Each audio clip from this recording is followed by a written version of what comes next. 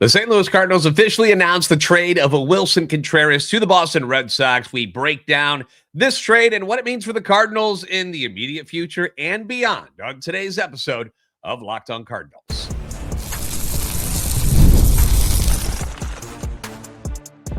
You are Locked On Cardinals, your daily St. Louis Cardinals podcast, part of the Locked On Podcast Network, your team every day. Hey there, Cardinals fans. I'm JD Hafron, a former national radio sports anchor, born and raised in St. Louis and a lifetime Cardinals fan, and welcome to another episode of Locked On Cardinals, part of the Locked On Podcast Network, now the #1 sports podcast network. Thank you to our everydayers for being here. If you're new, welcome in. Hope you enjoy the content. This is a show serving Cardinal Nation and giving you all the info about the birds on the bat. Today's episode being brought to you by FanDuel. If you want to be right in the middle of the action this season, visit FanDuel.com and place your NFL live bets all season long. So apologies for the delay on this. I was traveling this weekend, and I'm just now getting back in. Oh, boy, do we have a bunch of things to talk about. If you saw the short that I did after the trade went down on Sunday, you can tell I'm in a totally different place. I was over at my parents' house. And I was not expecting that on a Sunday night that the trade would go down. But here we are. On today's show, we've got the Cardinals signing a former first-round pick of the Atlanta Braves to a minor league deal. We'll get you the info on that. The Mets have dealt a former batting champion to the American League. But we start with the trade that did take place on Sunday night with the Cardinals sending Willson Contreras to Chaim Bloom's favorite trade partner, the Boston Red Sox, in exchange for 3 right-handed pitchers. Here's a breakdown of things which were officially announced this afternoon. Red Sox get Willson and $8 million to cover part of his remaining $41.5 million salary. The Cardinals will get right-handed pitcher Hunter Dobbins, right-handed pitcher Yhoiker Fajardo, and right-handed pitcher Blake Aita. Dobbins is 26 years old. He's the one guy that's somebody that, is going to be a part of this roster right away. Boston's 27th ranked prospect in 2024 and made his major league debut against the Cardinals on Sunday Night Baseball. Do you guys remember that game? I sure do. It was the second game of a doubleheader, and that's the one where Michaelis just got crushed on national TV. Not a whole lot of fun. They lost 18-7 for the 2025 season. Dobbins was 4-1 at a 4.18 ERA in 13 appearances. 11 of those were starts. The ERA plus, right at league average, 100. His season, though, cut short thanks to a knee injury where he tore the ACL in his right knee while running to cover first base during a game against the Rays in mid-July. He ended up going under the knife, had surgery, ended the season on the 60-day injured list, though he has begun a throwing progression, started that in early November, is slated to be ready for the start of spring training. There's been footage of him on his X page working his way back and throwing, and so far, I guess things seem to be going well. He is no stranger to injuries, though. In fact, this is not the first time he's actually dealt with a knee injury to that knee. He tore the ACL in the same knee playing high school football. Apparently, one of the opposing players dove at his knee, took him out, tore his ACL. That's not good. So we're on a second ACL tear of the same knee. He's also had Tommy John surgery already, had his UCL repaired in 2021 while he was with Texas Tech, forcing him to miss his junior year. Is he injury prone? Are we going to say that? I mean, that's 3 pretty big injuries, and he's only 26, so it's certainly something to be aware of. I would say upside to this, at least it's not like the soft tissue injuries where, the hamstrings or, any kind of muscle strains. It's not that type of stuff, which can be, when we talk about being injury prone, those are like the nagging injuries that just constantly pop up. But again, Tommy John and 2 ACLs in the same knee, that's not great either. So hopefully he can be healthier now that he's a part of the Cardinals organization. 6-pitch arsenal that includes the 4-seamer, slider, curve, sweeper, splitter, and sinker, which he kind of combos one of those pitches into a splinker. I'll explain that here momentarily. The frequency which he throws them is in that order as well. It goes 4-seamer, slider, curve, and then like the splinker, the sweeper. Like, that's all at the bottom of the pitch list. Baseball Savant page has got his fastball velo in the 69th percentile at 95.5, which is solid. If you go to his scouting reports, it talks about him being able to touch 99 at times, but they say that his fastball just has average life. One scouting report says his control is ahead of command at this point. Says both are at least average already, needs to do a better job consistently getting ahead of hitters with his fastball, is much more comfortable pitching to his glove side than his arm side. Fastball velo and quality decrease as the game goes on. Okay, doesn't everybody's? Who throws harder later in the game? Who's that? Who's that miracle? Velocity has increased since early in his career. Hit the upper 90s in 2024, potential plus pitch. Now, the next pitch I want to draw attention to is what I mentioned, that splinker, which is a splitter sinker combo that he throws, 90 to 93 miles per hour. New pitch developed in 2024 from his splitter. This is the report on it. It says, at its best, shows late dive down and out of the zone. Looks like a sinking fastball at times with a little more vertical drop. Still a work in progress, but flashed bat missing potential late in the year. High variance offering, but flashes above average potential already. Walk percentage, strong. 74th percentile. You like that. He's not putting free guys on. Barrel percentage, solid. 75th percentile. Ground ball percentage. We know how our Cardinals love their ground ball machines. 78th percentile. Everything else, kind of mid-level. But then there's the two that stand out as way below average, and this is going to upset some fans, but that's the whiff and K percentage. Whiff is just in the 22nd percentile, K down in the 14th. So he's not a strikeout machine by any means. 45 Ks in 61 innings last year. When it comes to movement and velo similarities, according to Baseball Savant, they list Luis Gil from the Yankees, pretty darn good. Ryan Nelson from Arizona, pretty darn good. They also list former Cardinal, who is now with Boston, and Johan Oviedo, and then former Red Sox and now Cardinals pitcher Richard Fitz as a similar guy. So what do we expect from Dobbins this season? My assumption is that he's going to join just the list of guys who are going to be competing for those final two spots in the rotation. He's just going to join that mix. And if he doesn't win that spot, he'll either get sent to Memphis to be a part of the depth of pitching that Chaim Bloom is collecting for both his deals with Boston, or he's somebody that maybe they think of using as long relief in the bullpen. I would assume that's a possibility too. The group of starting pitchers is growing, guys that could legitimately be in this rotation in 2026. Matthew Liberatore, Michael McGreevy, Dustin May, those guys are taking three of the spots, barring any injuries, which, obviously can change things rather quickly. But then you've also got Richard Fitz, Kyle Leahy, Andre Palante, and now Hunter Dobbins, if he's ready for opening day. I'm not totally sure.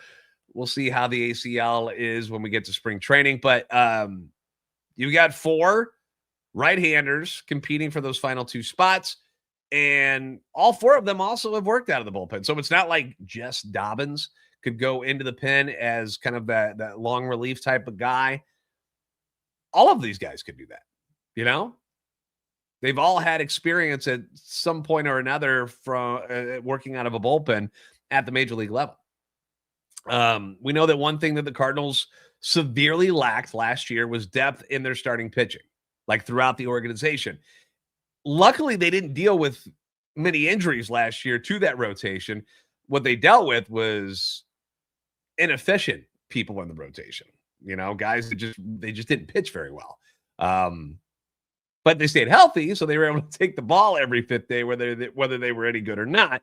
That's not likely to happen again this year, right? Injuries are going to happen, especially when you bring guys in who have dealt with injuries. Fitz had injuries last year. So did Dobbins. So did Dustin May, which is kind of wild that all three of them were at one point part of the Red Sox rotation last year. All three of them have injury concerns. So you would expect that one or two might go down at some point. It could happen. Things could happen to Libby or McGree. It could happen to any of them.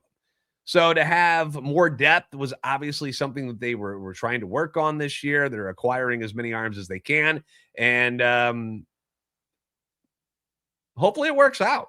You now you have more arms that are available and ready with MLB experience that you can turn to when something happens to one of your starters.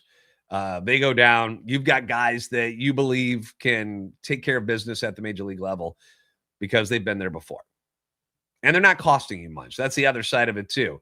In the past, when they were trying to find depth pieces, they'd go out and spend too much money on guys that were veterans at the end of their rope.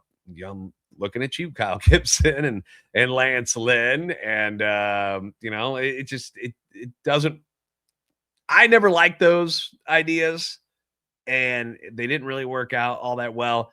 I'd rather have some of these guys who, the floor is probably lower, but the ceiling's also much higher for these guys because they're kind of unknowns. They're younger pitchers, and we don't know how good they can be.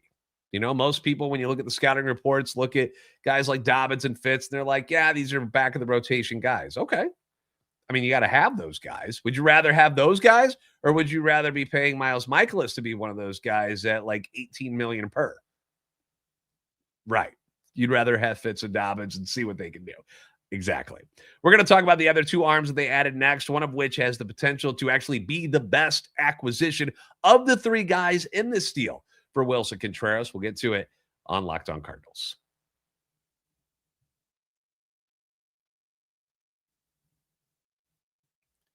NFL Sundays move fast, one big play, and suddenly everything feels different. That's what makes live betting with FanDuel so exciting. It's fun. You're not just watching the game anymore. You're reacting to it in real time. With FanDuel, you can place bets as the action unfolds. Every drive, every momentum swing, every highlight moment, you could be in on it. Live betting is best when the game does start to shift, when a receiver or a running back or a quarterback, they get hot, or when a defense tightens up, starts making stops. Maybe they get a turnover.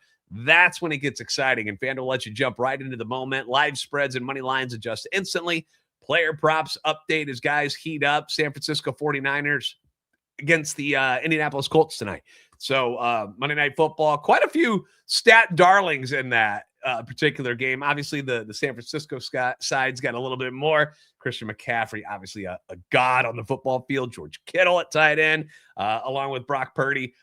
Those are names to watch for the 49ers. The other side, Colts running back Jonathan Taylor, been one of the best running backs in the league. If you want to roll with Phillip Rivers, you can.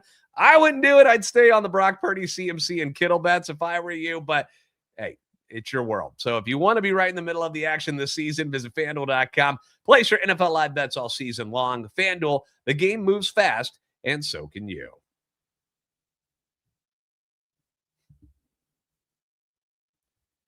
Thanks for making Locked On Cardinals your first listen of the day. Thank you for making Locked On the #1 sports podcast network. You already live your team every day. Now take it up a level. Go ad-free. Join our Everydayer Club today and get Locked On Cardinals with no interruptions. Members-only Discord access and more, all for just $5 a month or for $50 a year. Go to LockedOnSTLCardinals.supercast.com or check the link in the show notes to learn more. So along with Dobbins in this trade for Willson Contreras, now that you got Dobbins on board as someone who can, help in the immediate future, like he can slide right on into your, 26-man roster and make an impact for you. The Cardinals are also hoping that the arms that they acquired with Dobbins can help them out later on down the road. The first one might end up being the best arm in this particular deal, and that's Fajardo, who was Boston's number 23 prospect in 2025, but Baseball America had him inside their top 10. I think he was either 8 or 9. I read it, and now I can't remember if it was 8 or 9, but they had him there. He was inside their top 10 at the end of the season. So when you see that, like, hey, he was 23 for Boston, and now he's number 9 for the Cardinals, oh, how crappy the Cardinal system is. That's not exactly the full picture there. He would have been in the top 10 for Boston. Just MLB Pipeline hasn't put out their new 2026 rankings just yet. So he's 19 years old. All right. 19. What were you doing at 19? I was still in college learning how to make ramen noodles for myself. And this kid's in pro ball, making a living. Boston acquired him for the White Sox last year. They had DFA'd, I think, Cam Boozer, the left-handed reliever, and the White Sox ended up making a swap. They wanted Boozer, and they gave up Fajardo in return. which really, when you go back and look at it, you're like, what was Chicago doing? 2.25 ERA in 19 games, 17 starts, 83 Ks, and 72 innings. Slides into the number 9 spot in the Cardinals top 30, right between right-hander Tekoa Roby, who unfortunately is out after having elbow surgery last year, and then shortstop Jesus Baez, whom they got in the deal from the Mets for Ryan Helsley. Scouting report here, the scouting grades: fastball 55, slider 55, changeup 55, control 50. But overall, they gave him a 40. I don't know how that math works, but that's the way it is. Landed the largest bonus among Venezuelan pitchers on the 2024 international market, signing with the White Sox for $400K. Made his pro debut in the rookie-level Dominican Summer League, where he finished second in strikeout minus walk percentage at 26%. After the Red Sox designated Boozer for assignment late December. Last December, they shipped him to Chicago in exchange for Fajardo, who continually has added strength at below since turning pro. Now works at 93 to 95 while touching 96 with the 2-seamer and 97 with his 4-seamer. Tight slider ranges from 82 to 85. And Boston is working with him, or was working with him, because that's when they wrote this, on adding a sweeper version as well. He also picked up an upper 80s kick changeup very quickly, giving him the potential for at least solid offerings across the board. More advanced than most 18-year-olds. See, when they wrote this, he was only 18. He needed just 6 outings this past spring before earning a promotion to single A. Has thrown strikes throughout his pro career, commands the fastball well, though he'll need time to develop. He's a potential mid-rotation starter. So similar to the Sonny Gray deal, where you got Richard Fitz, who can help the team now and in the immediate future. Fajardo is the Brandon Clark of this particular deal for Willson Contreras. He's young, he's talented, but he's going to need some time. He's not ready. He's going to need some time. He's 19. It's going to be a couple years before he even sniffs the big leagues, if he ever makes it in the first place. It's always a gamble with young prospects, but you know, there's certain players that you're willing to take the risk on. I mean, there's been a lot of guys that, you know, got taken early and were signed for the international market. They take a little time to get where they need to be, and when they get there, they explode onto the scene and become stars. You know, you talk about Venezuelan, which is where he's from, Ronald Acuna Jr. there's one pretty big one. Jackson Churio, I believe, is also a Venezuelan. So young guys that, you know, end up working out. But it's gonna, I hate using that P word, so I don't want to say it, but you're gonna have to be, you know what, for a couple of years probably with this one. But the fact that he was going to be inside the Red Sox top 10 prospects is promising, considering how good scouts think their farm system is and has been in recent years. So nice piece, right? The final part of this deal, Blake Aita, 22 years old. Not ranked in Boston's top 30 to start last year. I believe I read that he was going to be inside their top 30 to start the season this year. In his short, brief career so far, 5-7, 3.98 ERA in 23 games, 19 of those starts, but he might crack the Cardinals top 30 when the new 2026 rankings come out. Not sure when the date will be on that, but his scouting report: fastball 92-95, high spin rate, solid command and control, velocity ticked up in spring training of 25 after sitting in the 89-92 mile per hour range in college, potential above average offering. He's also got a sweeper between 80 and 82 miles per hour, long horizontal shape, extremely high spin rate with some over 3,200 RPM, which is amazing. Advanced feel and has shown strong bat missing ability, confident using against hitters from both sides of the plate. He's got a cutter that goes 86 to 89, cut slider shape, high spin rate, solid feel. Then he's got a changeup as well, 85, 89 miles per hour, primarily used against the left-handed hitters. Will flash bat missing ability. So again, 22 years old, a lot of upside there. Will he pan out? We don't know. You don't know about any of the prospects. Like, who was the best like, we've seen it with the Cardinals. Like, Dylan Carlson was supposed to be a stud. You know, Colby Rasmus was supposed to be a stud. Alex Reyes, Jordan Walker, Nolan Gorman. These are all guys that so far have not lived up to what everybody thought they were going to be. Just hasn't clicked yet. So judging this deal just on day one, it's hard to do that. But you got 3 arms, and they all do different things for you. One of them is kind of like the lottery ticket guy. One of them is like, all right, that's a depth piece. And then one of them is a guy that's going to help you now. Could go into your rotation, could end up just being long relief, but he's going to help you at some point. Some fans might feel underwhelmed with this return. But again, the Cardinals, they only had to eat $8 million. You know, you had to pay 20 for Sonny Gray to go away. And now you're paying 8 for Willson Contreras to play. So that's $28 million you're paying these guys to play for the Boston Red Sox. But that's what happens. That's what happens. First base opens up now. Remember when we talked this offseason, we're like, oh, Willson Contreras wants to stay around. It's kind of a bummer because that would be where Alec Burleson goes. Well, hello. Ta-da. Alec Burleson. Now you're full-time first baseman. I still want to see Ivan Herrera take some reps at first. Nolan Gorman's done it in the past as well. So you've got some guys that can back him up. You've got Blaze Jordan, who you got for Steven Matz for the Boston Red Sox as well. You've got him at AAA. He's still very, very young, though. So, when you're dealing aging and expensive players like Sonny Gray and Willson Contreras, you're not always going to get the player return that you think that those guys are worth. Like, looking at any of the guys that you've seen in return for Sonny and Willson, a normal fan is going to see that and go, that is not even close to how good Willie and Sonny are. And they're not. But the possibility that some of these young guys could become as good or better than those guys is what you're hoping for. And you've got some guys that are going to get you through for the next couple of years at least. And maybe they'll do even more. I mean, it's not like Richard Fitz was the 12th rated prospect for the Red Sox at one point. So it's not like he's some bum, You got to look at the upside. You're hoping for the best.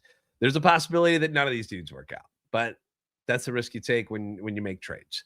And, the Cardinals are tearing this thing down, and they're eliminating payroll, and they're opening up more spots for younger guys who are cheaper, but they want them all to grow together. So when they are back into this window of competing for titles, division, World Series, stuff like that, they're all going to be there together. As you see, they're getting guys between the ages, 19 and 26. It's kind of where they're living. I know Dustin May's a 1-year deal, and he's 28, but he's not, he's not an old guy. He's not baseball old where he's in his 30s or anything like that. So, is there still room for some veterans to show up because there's not a lot of them left in this clubhouse? Sure. But right now, that's not what they're looking for. They're trying to move on from those guys at the moment. So 5 new arms that weren't in the system prior to the season. 2 of them will help them this year and beyond, hopefully in a couple of years, while the other 3 are, part of the long-term future. And the idea and this is something else that's been thrown out there too, I want to mention real quick, that the idea that Chaim Bloom is just acquiring his old picks and prospects, that is not true.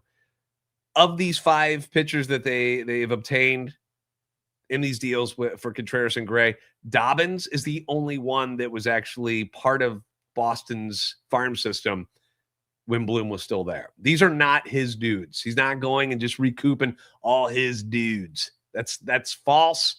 It's a false narrative. It's not real. So you can put that to bed. That's not what he's doing. He's just making deals with guys that are making sense. And remember, Sonny Gray and Willson Contreras both had no trade clauses. So even if he was able to swing deals with other teams, we don't know if he was able to or not, if he had something lined up, they both could have said, no. If these are the options here, I want to go to Boston.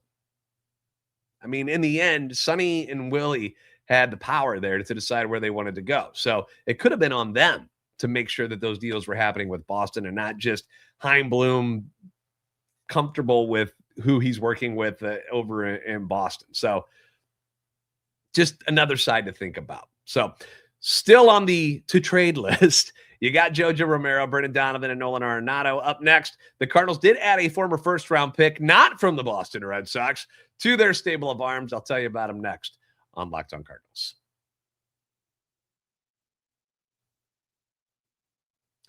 We're in the midst of the basketball season, and there's nothing like being in the building. You get the crowd, you get the energy, you get the moments that you can't get from watching on the couch. The only problem, getting tickets used to be a hassle with the long queues, the logins, the prices changing at checkout. Naughty.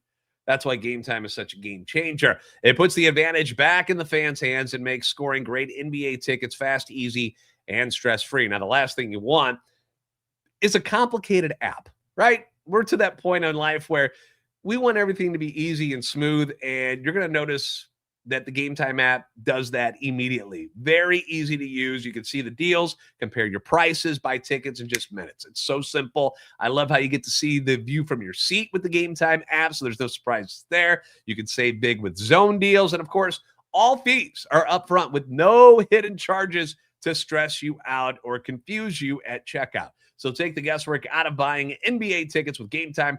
Download the Game Time app, create an account, use code LOCKEDONMLB for $20 off your first purchase. Terms apply. Again, that's code LOCKEDONMLB for $20 off. Download the Game Time app today.